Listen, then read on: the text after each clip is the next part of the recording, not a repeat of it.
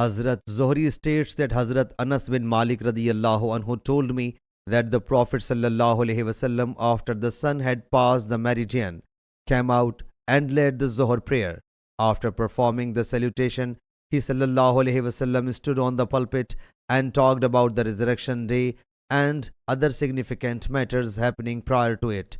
He sallallahu alaihi wasallam then said, "Ask me whatever anyone wishes to ask, for by Allah Jalla Jalaluhu, you will not ask me about anything, but I will tell you about it as long as I am on this spot."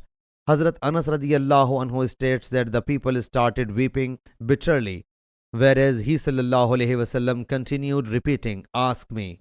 Hazrat Anas radiyallahu anhu states that a man got up and asked, "O Allah's Apostle sallallahu alaihi wasallam, where is my last abode?"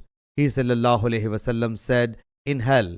Then Hazrat Abdullah bin Hudhayfa radiyallahu anhu got up and submitted, "O Allah's Apostle sallallahu alaihi wasallam, who is my father?" He sallallahu alaihi wasallam said, "Your father is Huzaifa." The transmitter states that he sallallahu alaihi wasallam continued repeating it, "Ask me, ask me."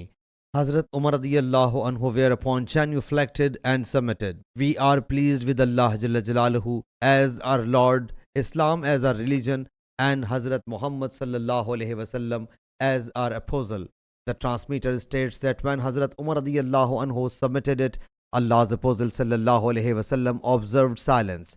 Allah's Apostle sallallahu alaihi wasallam then said, "By him in whose possession my soul is, paradise and hell have been displayed to me in this part of this wall, just then while I was performing the prayer.